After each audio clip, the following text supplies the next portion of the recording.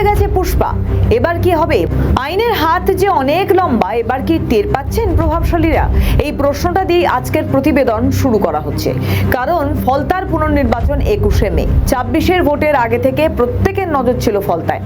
উত্তরপ্রদেশের সিংহাম ফলতায় গিয়ে জাহাঙ্গীরের উদ্দেশ্যে হুঁশিয়ারি দিয়ে বলেছিলেন, ঠিকভাবে কাজ করতে বলুন, নয়তো কাঁদলেও রেয়াত করা হবে না। শোনাবো সিংহামের সে মন্তব্য।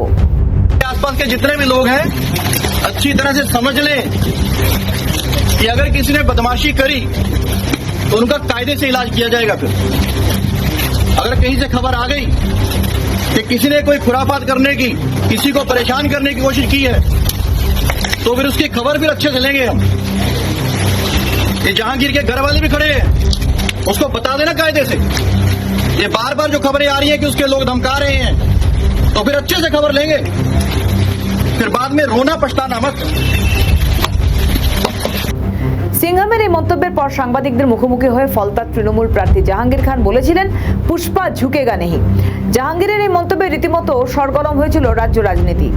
নিজেকে সিংহ মনে করে সিনেমার আর্টিস্টে, আমরাও পুষ্পা ঝুঁকেগা নেহি, আমরাও পুষ্পা ঝুঁকেগা নেহি।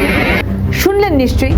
এত কিছু মন্তব্যের পর মঙ্গলবার সেই পুষ্পাই কিনা ঝুঁকে গেলেন, সরে দাঁড়ালেন নির্বাচন থেকে, রণে ভঙ্গ দিলেন একেবারে। মঙ্গলবার সাংবাদিকদের মুখোমুখি হয়ে ফলতা বিধানসভা কেন্দ্রের তৃণমূল কংগ্রেস প্রার্থী জাহাঙ্গীর খান বলেন, সাধারণ মানুষের শান্তি বজায় রাখতে আমি এই উপনির্বাচনে প্রতিদ্বন্দ্বিতা না করার সিদ্ধান্ত নিয়েছি। সোনার ফলতা হোক, এটাই আমার স্বপ্ন ছিল।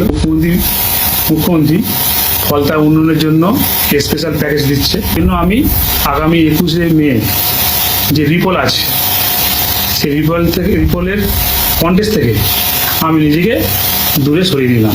কেন সরে দাঁড়ালেন ফলতার তৃণমূল প্রার্থী জাহাঙ্গীর খান? কেন সরে দাঁড়ালেন? তাকে কি জোর করে সরানো হয়েছে, নাকি এর পিছনে রয়েছে অন্য কোনো রহস্য? যদিও এই বিষয়ে সরাসরি কিছুই বলতে চাননি জাহাঙ্গীর খান। তিনি শুধু জানিয়েছেন, মানুষের স্বার্থেই এই সিদ্ধান্ত নেওয়া হয়েছে। যদি সাধারণ মানুষের স্বার্থে এই সিদ্ধান্ত হয়ে থাকে, তাহলে এতদিন কেন ফলতার মানুষদের কথা ভাবেননি জাহাঙ্গীর খান? কেন দ্বিতীয় দফার নির্বাচনে ফলতার ভোটারদেরকে জোর করেছিলেন তৃণমূলকে ভোট দেওয়ার জন্য? প্রশ্ন তো একাধিক থাকলেও পুষ্পা ঝুঁকেছে। জাহাঙ্গীর খান সরে দাঁড়াতেই যথেষ্ট চাপে রয়েছে তৃণমূল।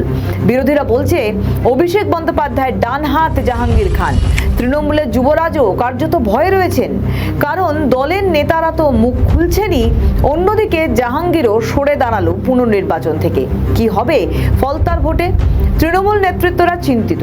তৃণমূলের একের পর এক দুর্নীতি, অভিষেকের শান্তিনিকেতনে বাড়ির একাংশ ভাঙার নোটিশ, তৃণমূলের যুবরাজ রক্ষা কবচে হাইকোর্টে ছুটে যাওয়া, সব ঘটনাই প্রমাণ করছে তৃণমূল তো চাপে, তবে অভিষেকও অস্বস্তিতে।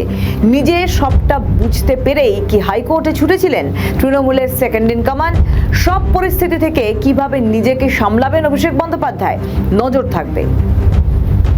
আমাদের ভিডিও ভালো লাগলে লাইক ও শেয়ার করুন, কমেন্ট সেকশনে আপনাদের মতামত জানান।